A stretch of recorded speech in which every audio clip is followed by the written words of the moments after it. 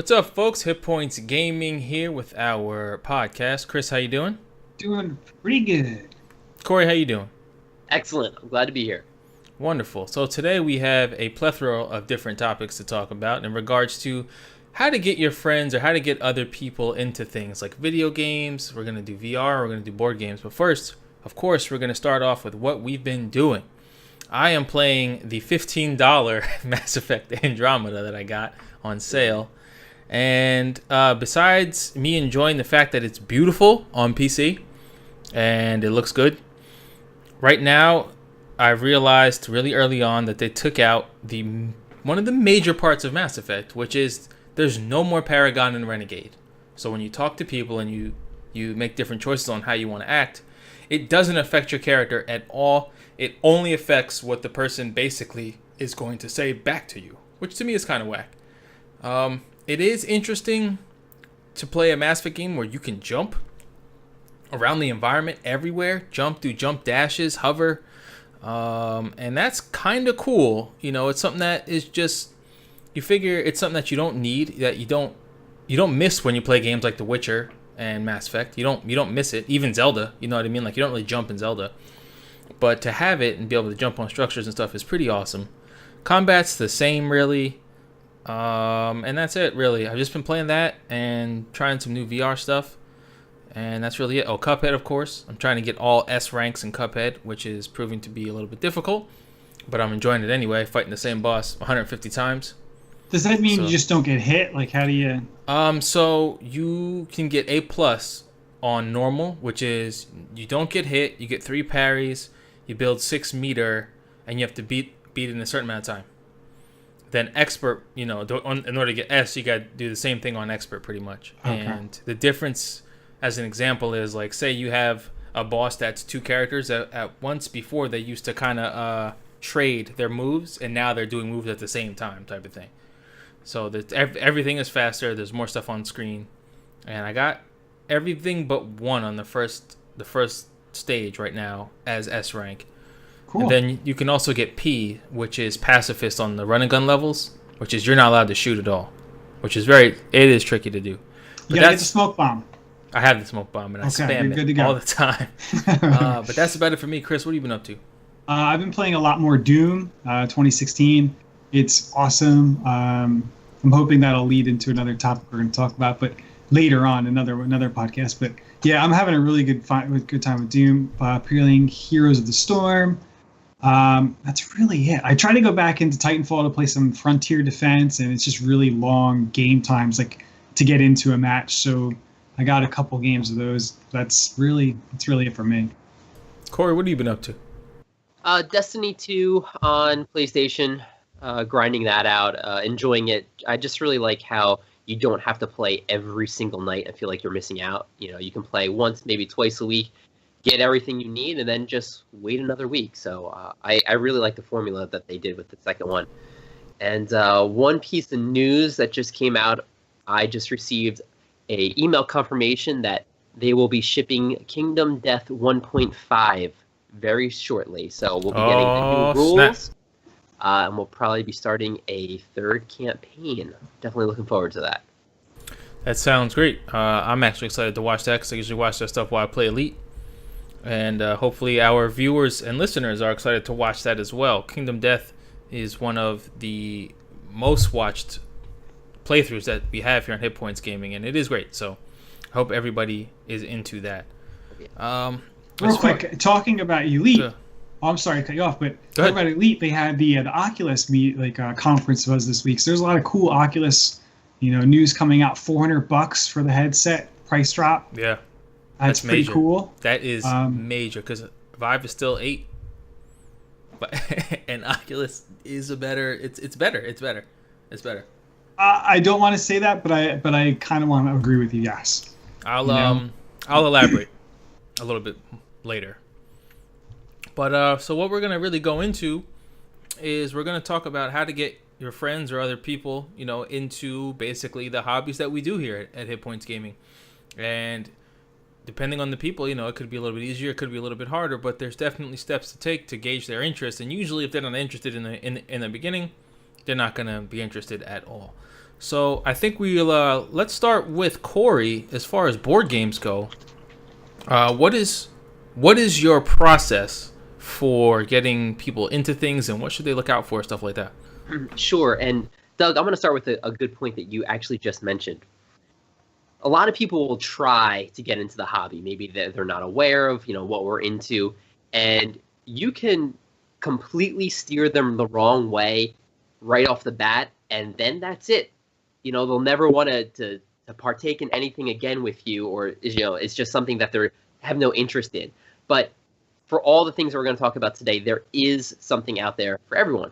The only thing is, the hardest part is having them want to try. So starting with board games, there's going to be two different types of board games that someone talks to you if they don't know the hobby. One, they're going to say, "Oh, do you play Monopoly, or do you mean you play Dungeons and Dragons?"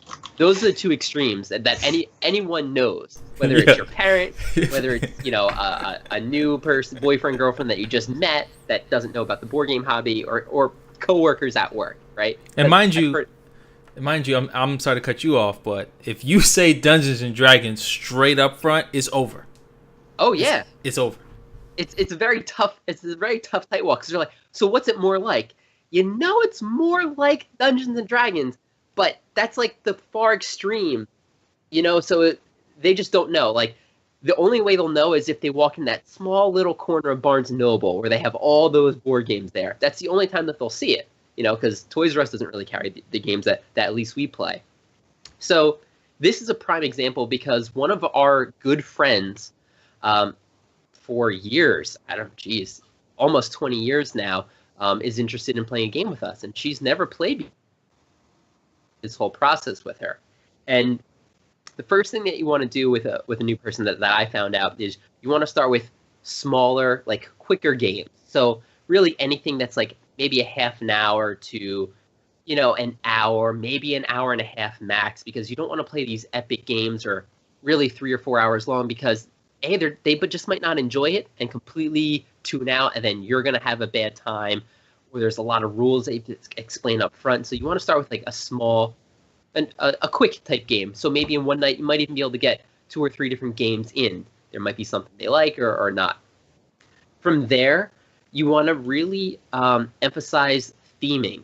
So if you have a collection of games that fit that timing category, you might want to start by asking your new friend or partner, "Hey, does anything sound interesting to you? Whether it's, pirate racing, or fighting as monsters, or aliens, or fairy princesses reading a fairy tale storybook."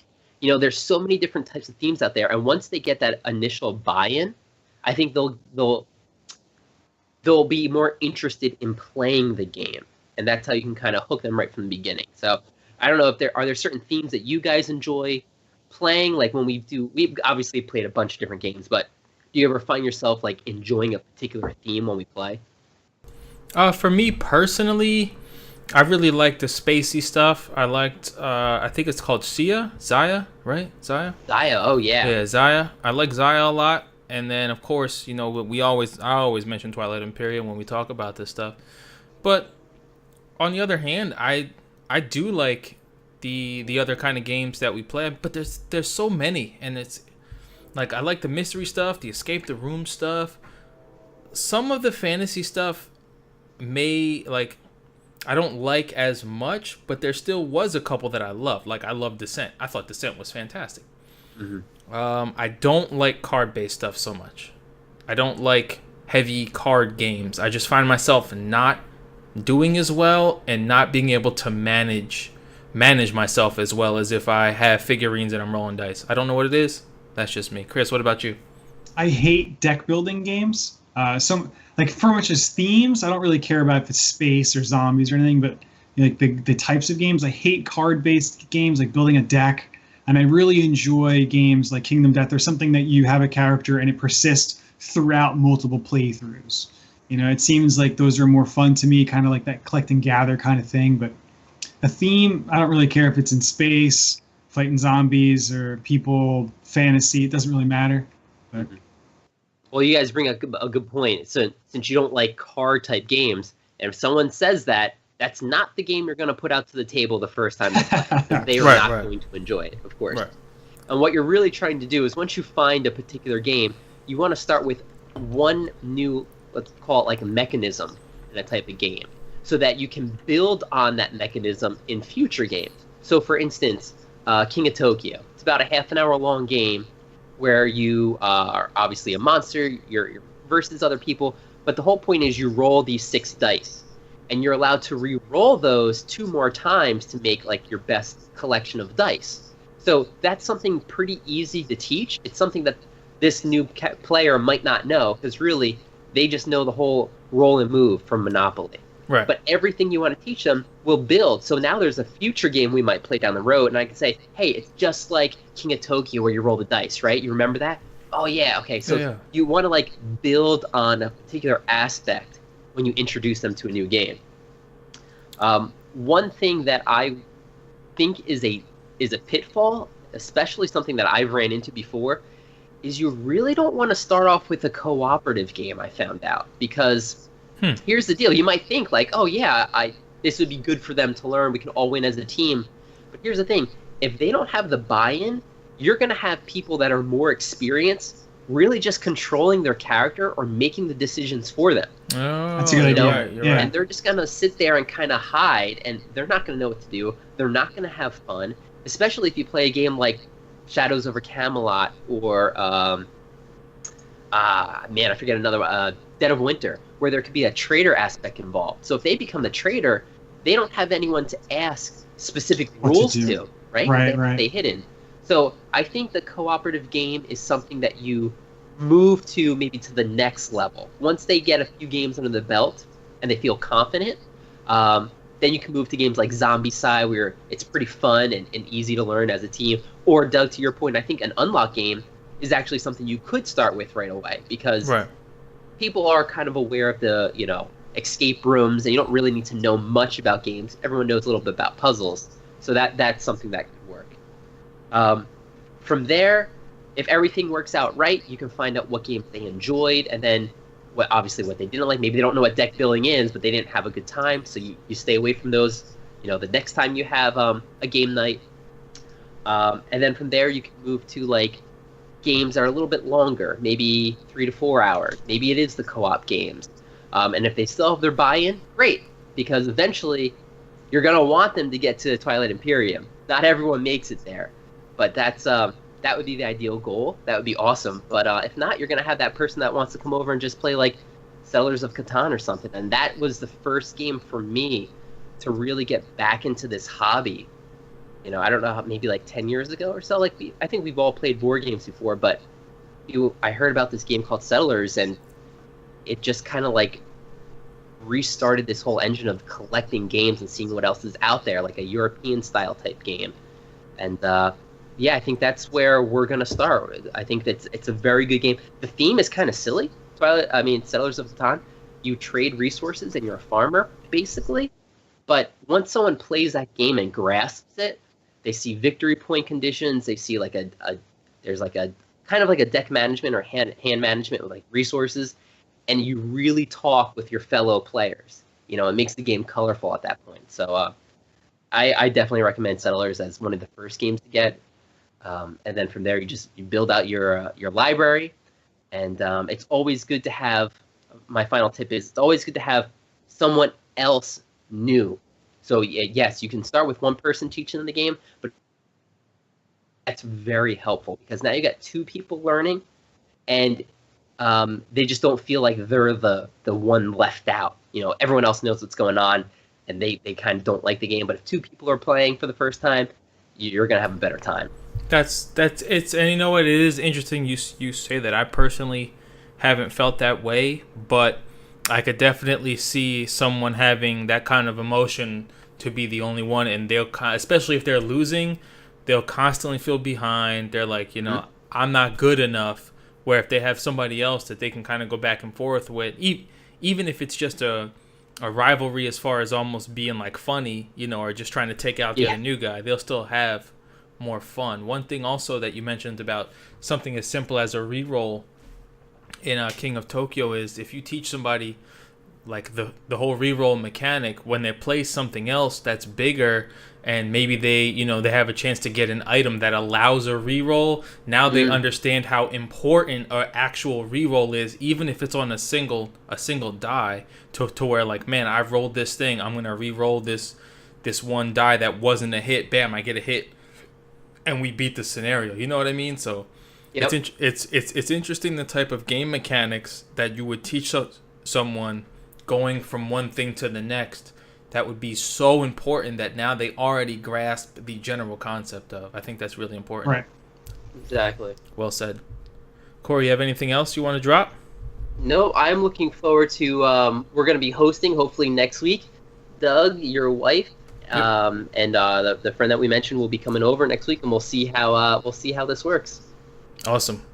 Chris, Yeah, you want to go? I'm going to jump in real quick. I think it's really, like, if you care about, like, broadening your player base, you definitely want to take the time, like Corey said, take the time and think about what you're going to introduce these people to.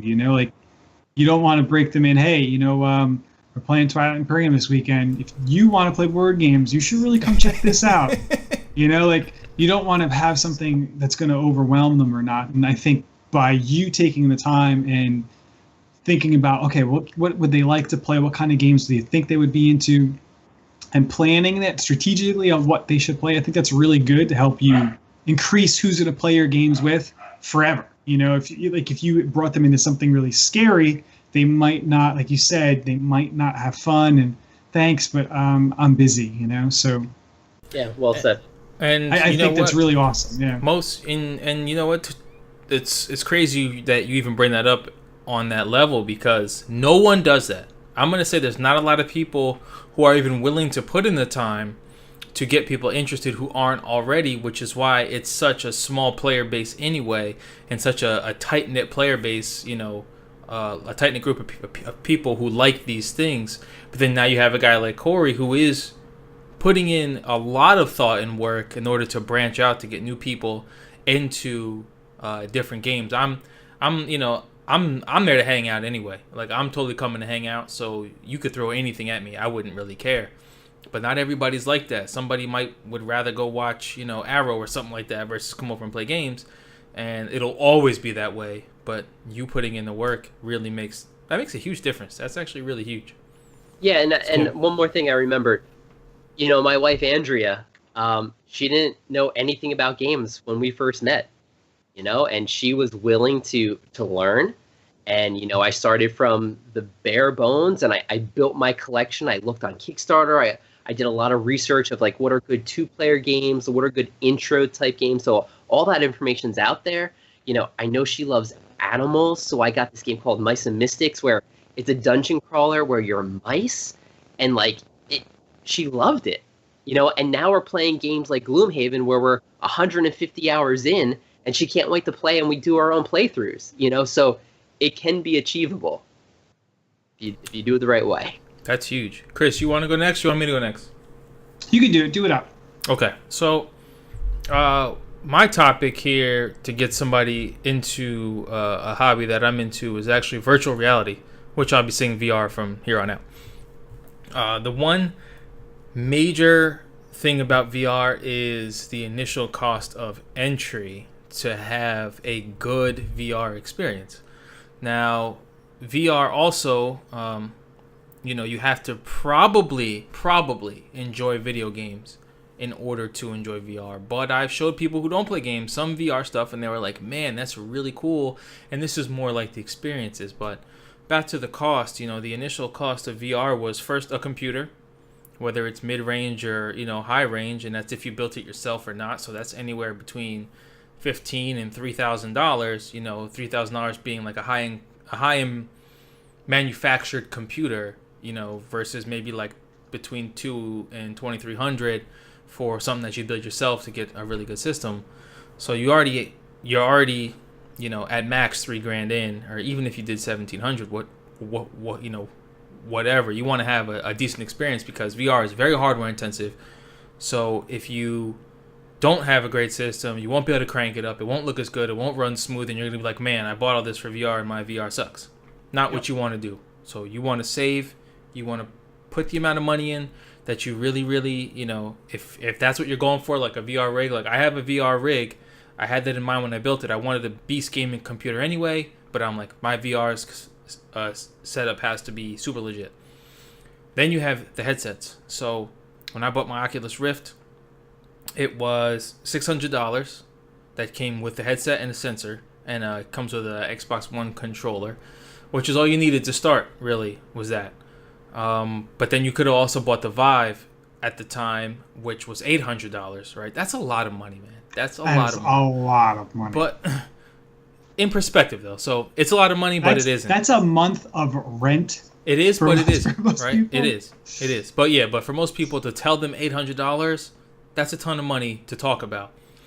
The Vive came with, the wands, the controllers, and the Oculus at the time didn't. They didn't come out till months down the line, and they ended up being $200 anyway. So now the cost is about even.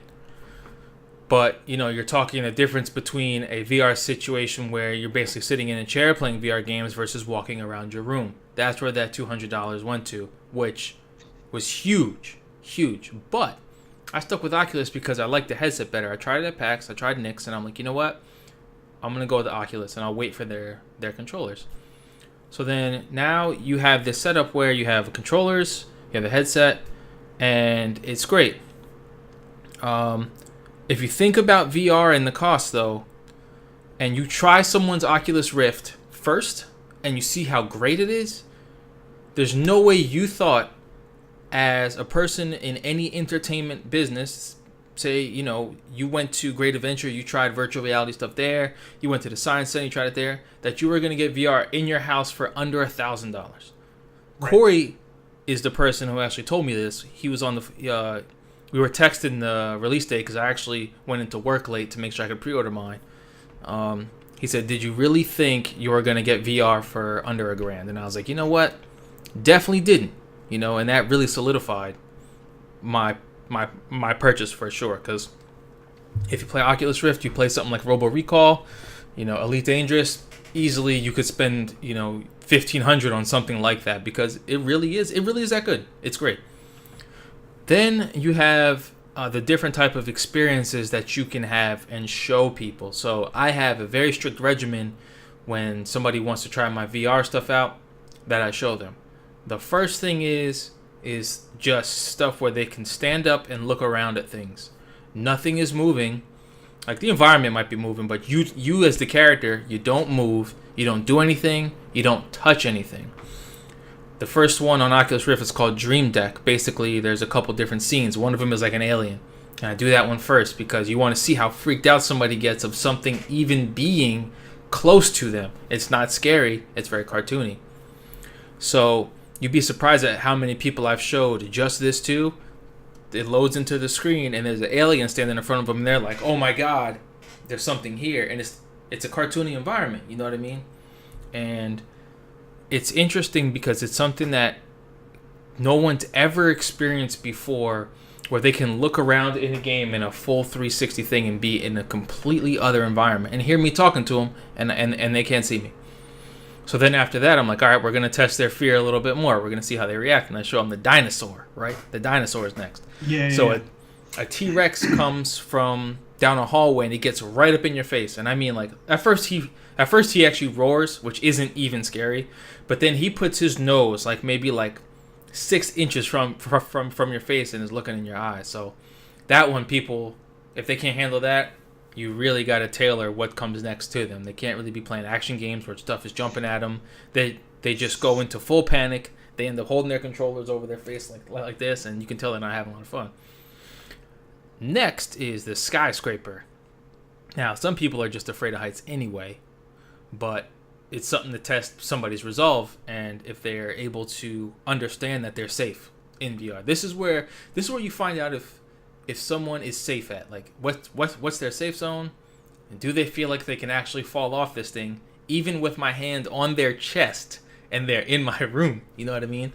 So if you show them the skyscraper, that they're standing on top of it, you try to get them to lean forward and kind of face their fear of it a little bit. And usually people cop out there. Some people are totally cool with it because they think they can fall off, but they actually can't. So then After that is when you go into different type of, it's called locomotion, and this is different types of movement. It's very easy to get sick in VR from having a classic first-person shooter style movement where you hold forward on a stick and you slide forward, with VR, because you're standing up and you're in this game world. It's fully 3D. You're not looking at a flat screen. So the disconnect between your brain and what's happening with your eyes can be instant nausea, instant sickness. That's me. Yeah. That is me. Is it really? Okay. Yeah. So it's instant. I'm done with this. I can't do it. Which for me to show somebody who's interested in it or wants to try it is not necessarily a bad thing, because then they know maybe I shouldn't buy this. You know what I mean? I don't want to waste money on it. Like, that's why Jermaine doesn't have it. That's why a couple people I know haven't sprung for it, because they get sick. And then after that, as far as locomotion goes, is when you start trying to do maybe something with driving. I have a wheel set up. Driving, flying around. This is a little bit more tactile, so they don't notice it so much on their stomach, where you feel the wheel shaking and you have a pedal like you're driving a car, or you're piloting on Elite Dangerous. I have a full flight stick with a throttle, so even though you're moving forward, you still have a tactile feeling of this controller and everything that's going on the ship. It kind of offsets it a little bit. One guy had to play Elite. We were in space, and he's like, which way is up? And I'm like, there is no up, dude. You're in space. And immediately it flipped his switch. He was like, oh yeah, so I don't have to feel sick from being upside down. You know what I mean? Because initially he was scared he's gonna get sick from being upside down. And then another thing that's important. Say say now you're sold. Okay, you've got a headset, you've got controllers, games, right? Because games still cost money. You're buying games. Do not pay full price for VR stuff you are interested in ever without reading a ton of reviews. I don't care who made it. I don't care how excited you are. I don't care about the hype for it. I don't care what anyone says. It's going to be the most amazing game of all time. It's 100 hours of gameplay. Who cares? Do not ever pre-order. Although they do offer some pre-order stuff where it's like $5 off. Usually, it's usually $5. But what's $5 to peace of mind? To me, it's nothing. So don't buy stuff that's not on sale. And the reason is because a lot of VR games are short. Number one, very short. When Edge of Nowhere came out, mind you, I paid $60 for it. It was good. It was only about 4 hours long though, but it was like the first, I won't even say AAA, I'll say AA experience that was out, and it was cool. It was a third-person game, kind of like Tomb Raider-ish. It was actually really cool. I really enjoyed it. Should have been $30, easy. But since VR is new, they're getting away with charging $60 for stuff. They're charging so much for games. Yeah, they're getting, but $60 is regular, but not for what you're getting. You know what I mean? Just because it's VR, they think they can charge whatever they want for it, and people buy it, which is right now completely true. So read reviews, and the reason why I say read a lot of different reviews is because there's two different types of people. There are VR enthusiasts like myself, okay, who are able to have an objective opinion of whatever it is, whether you're a fan or not. And then there's VR junkies, okay? VR junkies are your fanboy, where if it's VR, it cannot be bad. You know what I mean? There's no way that is bad. This is great. I don't care what it is. My favorite game is this. They even go as far as calling video games pancake games because it's not VR. Okay. I can't play pancake games anymore. But then you have an enthusiast who really enjoys this headset. But I'll tell you right now, nothing beats The Witcher 3. You know what I mean? Nothing will ever beat that game. So to get reviews from those different types of people is very hard to get something that's good. It's hard to get a good review.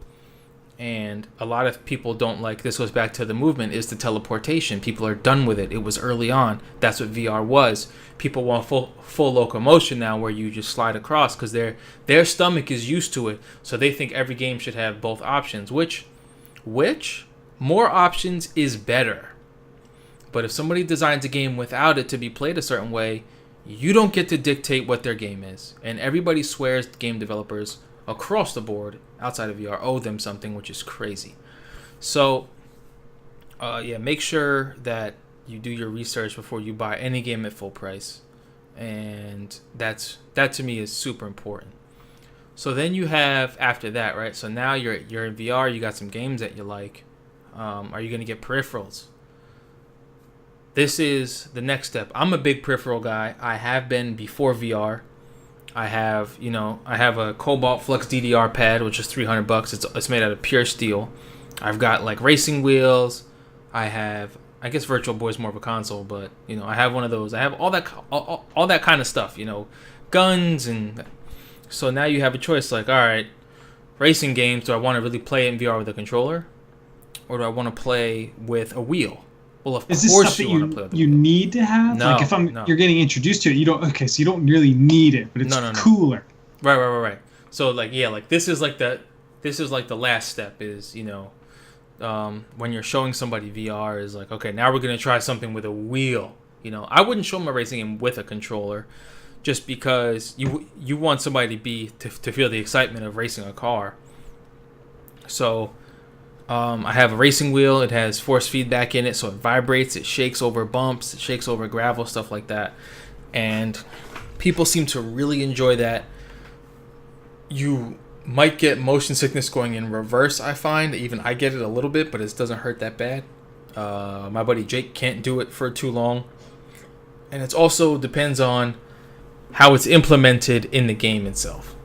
Playing Dirt Rally, it's fantastic. Playing American Truck Simulator, I get sick taking a turn. You know what I mean? It's got to be implemented very well, and it's a little bit different, I guess, than showing someone or trying to get somebody into something like board games, because VR is like, again, the cost of entry is huge, and who are you going to play it with? Right. You know what I mean? Like, I'm getting you into VR, you're just going to play with me? The VR is a very, very, it's a very tight-knit group of video game players. It's not something like Destiny where there's millions of players to go play online with. If you're going to go try to play online in something like Arizona Sunshine, it's only a 2-player co-op game. You better have someone else to play with. There's a lot of single-player stuff that they have to be really interested in order to really get the most out of a virtual reality headset. And a lot of gamers out there, a lot of people who don't enjoy video games still do like the virtual reality medium because of it's by themselves. They're not in the multiplayer stuff. They go into these game worlds and they do these stories, and there's a lot of different experiences. There's stuff to look at. There's casual stuff, and then there's also stuff where you're shooting around guns like crazy and picking up stuff and throw it, like super actiony stuff. And they like all that stuff mainly because they get to play by themselves. You know what I mean? Not everybody's a multiplayer gamer. So if you're trying to get me into it, you're gonna make me play like, you're not gonna show me something like really in depth. Are you gonna try to sell me VR?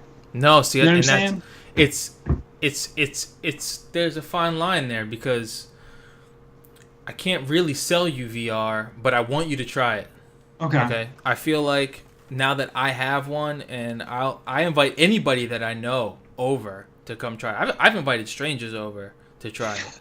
Not that anybody's ever come, but like, I feel like it's important to know what it is, what it's like, how great it is. I haven't had a single person not enjoy it. I haven't had a single person not say that's the most amazing thing I've ever done in a video game. You know what I mean? Right. But in someone who's interested in it, there's nowhere to try it. Nowhere. Even if you go to a Microsoft store or a Best Buy, what they're going to let you try is nothing. You're going to get in there and look around and be like, man, that was cool, but like, what else can I do? And when I show people, depending on, like, if I'm showing 5 people, you guys are not going to get a great of a demo as if I brought one or two people over and spent an hour and a half showing a bunch of the stuff and, different peripherals, stuff like that. So I'm not necessarily trying to sell someone a VR headset, but I want as many people as I know to try it so that they get an idea of, man, that was fantastic. Maybe when I get a computer, I'll come to you and we'll talk about what I need to do something like this. Almost every person I said that has tried it has said, I need to get a computer to get one of these. And that could have just been off excitement. But like Matt just bought me and him have the same computer, and he did it because of that. You know what I mean? Right. So that's usually my regimen for showing someone VR. I can't really say that it's easy to get someone into it, even if it's great, because purely of the cost of entry, and most adults don't even have a ton of time anymore to super enjoy that kind of thing. But in general, that's, I like to start really slow, stuff to look at, and then by the end of the day is when you play something like Robo Recall, and you're blowing stuff up, throwing stuff, and that kind of action sets. Now, to talk about the Vive and the Oculus difference now, the reason why I chose Oculus in this case is because I actually read about the controllers and what they were going to be. I do have them here, but I'm not going to show them, whatever. But I like their controllers better. They have a separate button for grip and shoot, right? So like with Vive, you're grabbing something with the same button that you shoot with. So now that thing is just stuck to your hand, and you press a regular D-pad style button to let go of it. As for Oculus, something is on your hand. If you let go of the grip button, you let it go. That's how you throw things. You know what I mean? That kind of stuff. I think their controller was better. Their hardware is lighter, and the screen has a bigger area in the middle where it is the focal point. You know what I mean? So that's why I waited. And anyway, I just had a feeling I was going to like it better, and I did. But yeah, and now though, mind you, now I think the Vive is still $800. As to where Oculus, as you mentioned before, is only $400 with the controllers. And you're set for $400. Right. To have, I'll say it straight up, to have this hardware for $400 is insane. That's even, it's like they're coming out with a wireless one. That's why it's the cost is down. They're trying to get a huge player base. But to have this technology, whether you've tried it or not, for $400 is probably the biggest steal you could ever have. Because it's a console, right? It's basically a console. The headset alone is a console. Right. So it's amazing. So that's a reason itself. If you were looking to get into it, see if you can find somewhere to try it out. But for $400, it's a steal. So Chris, what's your regimen for getting somebody into video games? Can I stop in for 1 second? Oh, sure. VR. I'm sorry, dude. So that's okay, because I've been to your house and I went through the training program, and it's great. It's amazing. And take the price point aside, because you can save up for it. If you really want something like gamers, we can save up for it. My issue is I'm not the best PC person. I must have 100 viruses on my computer. I've got to update my graphics card. I got to do all this stuff. I personally am the weakest out of my group to do this. And now I'm going to dump extra money to get a VR headset that it feels like I'm going to always have to tweak and have the best, updates all the time. That, to me, is the barrier to entry. I do not want to get involved. Here it is. This week, Oculus had their big press conference, and their thing is more VR everywhere. They want to have it in everyone's home. So what they're doing is they're making it much easier as well as cheaper to actually have it in your home. It's really exciting when you think about it, because they're creating Facebook MySpace or Spaces. So you can go to places with friends. Like you and I could be in our own homes, but yet, in the Grand Canyon looking at something, or going shopping for a car, or, hey, let's look for a vacation spot. We want our families to go together. You can do that now. And they're doing it with no, it's going to be so much easier to set up your $400 Oculus. Well, $400, is that too much for you, $400? And having a killer PC to set up with it? Don't worry about it. We've got an Oculus Go for $200. No PC, no phone required. Right. What? Right, but this is also an VR, Oculus. $200. An Oculus Go is basically a Samsung Gear VR without a phone. Without a phone, which is cool. Everybody has a phone, but that is not what you're going to sell somebody on VR with. No, but it is an option. You're going to sell it to, maybe not my mom, but someone's mom, because they're going to be on Facebook and they're going to be like, wow, this is really cool tech. $200, I can go on Facebook and be places and see the stars on the red carpet and stuff. Sold. Yeah. That's cool.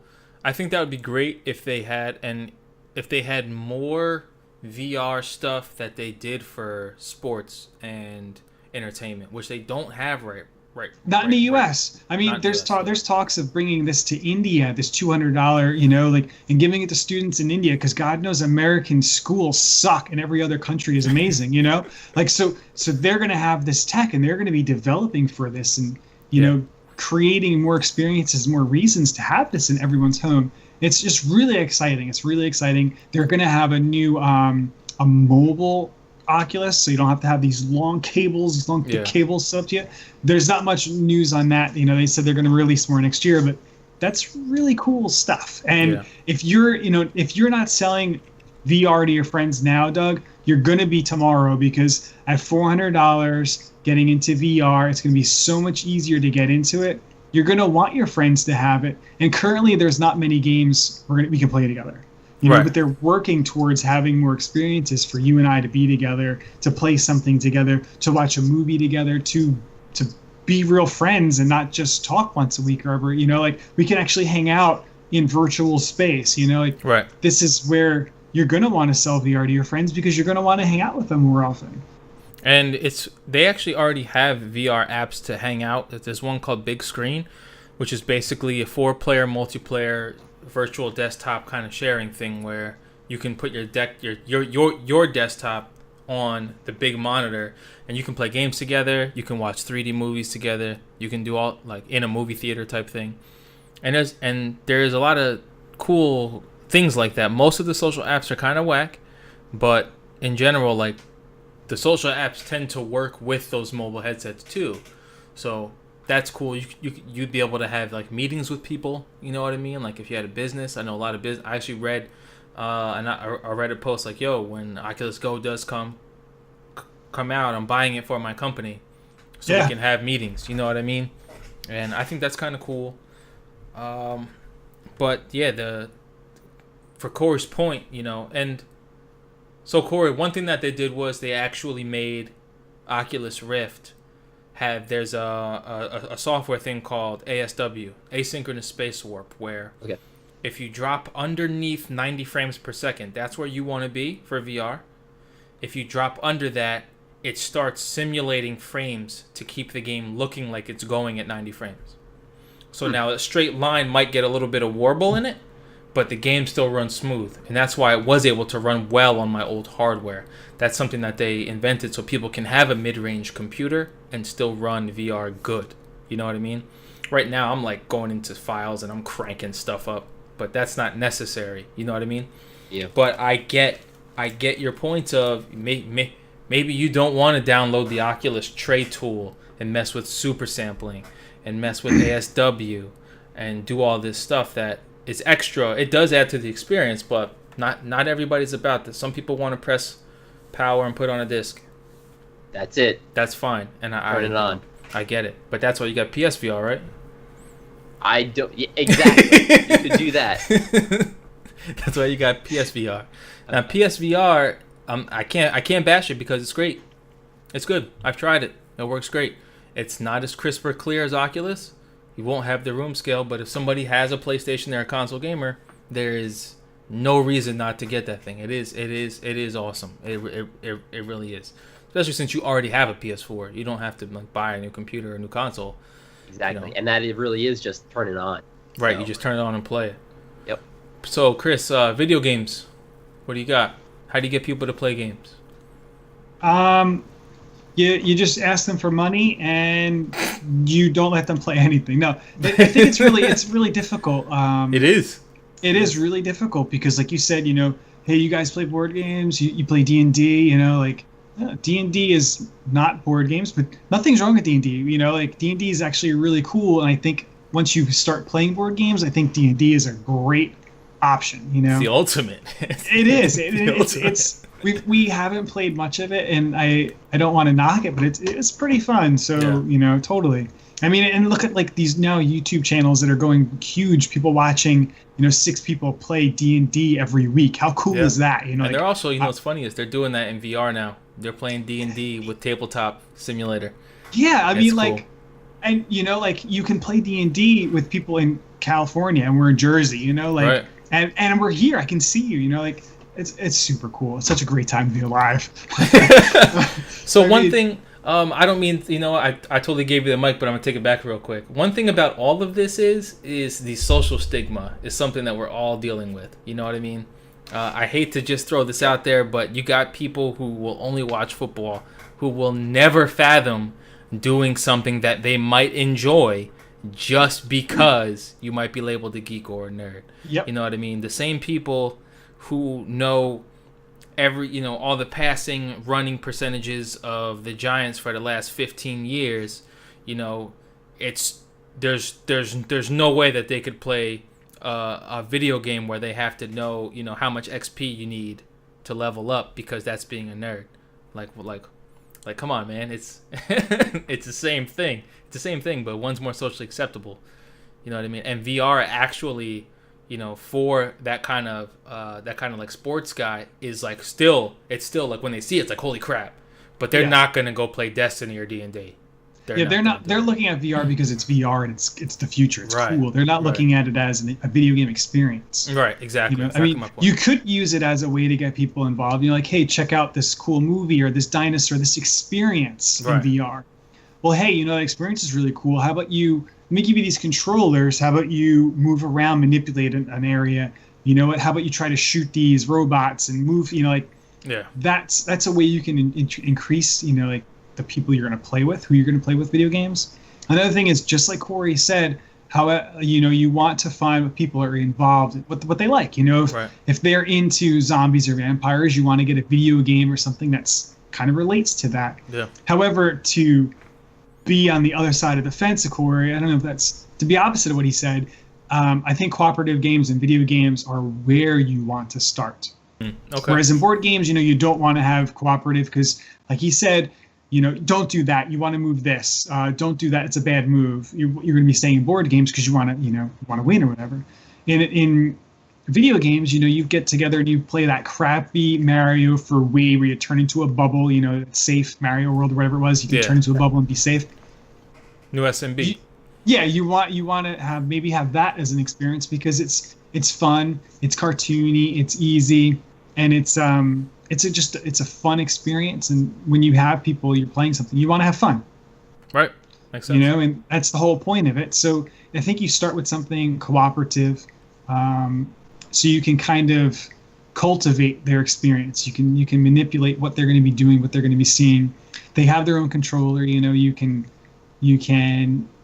They can be free to do their own thing, but yet you can manipulate what they do. What I did with my wife now is she's not really into video games at all, but yet I got her involved with Rock Band.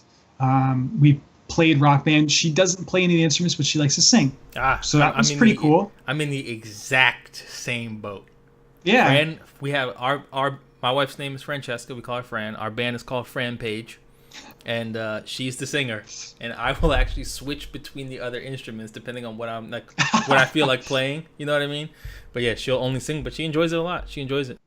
Yeah, I mean, we took Dyslexic Diarrhea on a world tour, and she had such a great time, And I did the same thing. I would try different instruments. I really just play guitar or bass. Drums was really difficult for me, but she had fun with that. So then we stuck with the music genre, and we went to Dance Central. And we had a really fun time with Dance Central because she's more into dancing. I hate it, but yet I had a good time doing it. That was something for me to learn and for her to kind of show me how to do it because it was dancing. And while it's a video game, it doesn't mean it's something everyone's going to play. Right. So it was a really cool experience for her, for me to bring her into, but yet her to bring me into as well. Right. And you in that case are more like, I want to do this perfectly to get points to win, while she's doing it because she's having fun dancing. Yes. Right. Both people win. Right. So you want to definitely find a genre they're interested in, and I think Dance Central is a video game. There is points. You're manipulating a character on the screen. You are making your own path, and through the objectives to complete it. It's not like a Destiny where you're raiding and shooting things and killing things, but you're still manipulating your character and how you play. So I think that's a really cool way to bring people into it. And I mean, once we got her into that, I tried to give her a controller and say, hey, let's play some Scribblenauts. Scribblenauts Okay. wasn't too bad. Another smaller game, but anything past Scribblenauts was just too much. Anything using the two sticks to move around, Nah, not don't work. happening. Yeah, no, too much. So I mean, we found out. Yeah, we found out where we were, what we were comfortable with, and we stayed there. We tried to venture out a little bit, but it was difficult for that. But where we were was really happy. It was a lot of fun. It was something that we have that we can do together. So that's what's really fun about it as well. So now my wife personally likes, like, she loves Overcooked. She likes cutesy kind of co-op games to play together. She likes puzzle games. She likes Professor Layton. She likes, we started playing a game called Mainlining, which we're basically hacking and solving mysteries and stuff like that.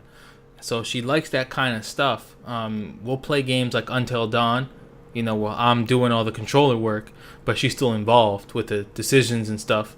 So Perfect game, by the way, to do that. Yeah. Agreed. If you have friends, a wife, family, just play Until Dawn, and you guys all pitch in on who gets to make the decisions. Yep. But anything dual analog, absolutely, it's not happening. Not happening. Yeah, no. It's something like that. They're going to have to really want to be involved. Really, Right. really want to play games. It's making choices like Walking Dead or any of those Telltale games. Like you guys said, it's a great idea. It's an experience you can share together. Mm-hmm. Yeah, I agree. So like, what would you start? Like, say, it's so weird because video games is such a big part of my lifestyle. It'd be hard for me to get somebody who's not a gamer to want to be in there. Here we go. Both you and I, dads. Right. I've been asked. I'm a big gamer. Everyone knows at work. What am I going to have him play? Oh, I have mine lined up already. I'm going to bring him into an NES. Yep. I think that's a great way for him to have the control scheme is very basic. It is one of the most basic besides Pong and some of the earlier games. And the experiences are there, the game library is there, and you know what? You want to earn 3D, you have to start here, buddy. Yeah, me for me right now, her first game is going to be Kirby's Adventure. Okay. Kirby Adventure, because number one, before you even get into a level, you can run and jump around before you go in the doors, right? And then once you get into a level in the beginning, you can just fly over it. You know what I mean? So like, let her get used to what I'm doing is manipulating this person. I think that builds a lot of hand-eye coordination. She already knows. She just turned 1. She already knows stuff that she is doing is manipulating what's on TV. She'll grab the TV remote and press buttons until she turns something off or changes the input. It immediately looks at you like, I did that. So then I decided to give her Cuphead. I went to the tutorial spot and I gave her Cuphead and I gave her my Xbox pad and she's moving them around. She's hitting buttons. She's 1 year old. She has no idea what direction is making things happen, but she gets that her moving her hands is making the thing on the screen move. Right. You know what I mean? She jumped over the first block by accident. She totally did it. So she understands right now and already that she can manipulate what's on the TV if she has a device in her hand. So my test is in the next next like 6 months is I'm gonna get a small TV off to the side. I'm gonna hook Kirby up and just let it sit and see if she goes over there and grabs a controller by herself. You know what I mean? Yeah. See it. Just see if she goes over and grabs it and messes with it, and for how long. Yeah. And then they maybe do that with their Fisher Price toys. They know if I press this block, it's going to light up or something's going to move. So it's theoretically it's the same thing. Right. I want to see if she'll sit there and how long she'll play for it, like how long she will play with it, and if she starts to over time you start to understand like, man, I'm doing these things and I'm moving them and I'm making Kirby jump. You know what I mean? I think that's how I plan on doing it. She may hate games. She might be like Fran. She might want to play sports. But it is what it is. I'm trying to have me like a 2-year-old baby streaming on Twitch and make $1 million. I think what you can do, which is actually pretty cool, if you do that with the Kirby TV, set up a camera, like a time-lapse camera. Yeah. Like every week, just take a picture of, or like a 30-second clip of what she's doing to see how her progression is. It'd be really interesting, like as like a scientific experiment to see how long and how she's developing. Right. Right. Yeah. That, you know what? That's actually funny. Over like a 5-year period. Hey, my daughter did this. Here's this experiment that I did. Yes. It would be really interesting, Good really shot. cool. And I could see at least 2 million hits on YouTube. For Hit Points Gaming. Just throwing it out there. So, Chris, you have anything to add about how you trying to get somebody new into video games? I feel like that's actually pretty hard. I think it is. I think it's something that they have to want to be open to, you know? Right. It's not like someone's going to be like, hey, let's go play some video games. And you're Right. going to be like, yeah, sure. But they're not going to be like, hey, I've never played before. Let's play one, you know? It's going to be kind of difficult. Unless they're a new friend or a significant other, you know? Why are they going to do that? I think board games is more of a hangout experience too. So that's why I feel like it might be easier to get somebody, hey, you guys want to come over and try this thing out? I think you might like it. Whereas if you say you want to come and play Xbox, I already know what Xbox is. I don't like it. Yeah. You know? I don't know. There's Cards Against Humanity. Yeah. Like all these card games now are like if you go to Florida, other states, like you can go into a bar and sit down and people are playing and you can play with them. Right. Cards Against Humanity, I don't believe is a true board game, but it is to some extent. You know, like it's a social experience. So that's something someone would be like, hey, yeah, I played that game. Let's try something else. Sure, you know. So it's becoming more socially acceptable to play board games and the type. Right. Awesome. So, Corey, you have anything else you'd like to add, my friend? I do not like Cards Against Humanity or Apples to Apples, but those are board games. But to your point, Chris, if people play them, then they are just that much closer and accepting to something else you're going to show them. Corey's going to be a great politician. Dude, apples against apples. Got some deep roots there. All right, guys. Well, thank you very much for checking out our Hit Points Gaming podcast. Make sure you check us out on Spreaker, the Filling the Void Podcast Network. And we will catch you next time. Take it easy, folks.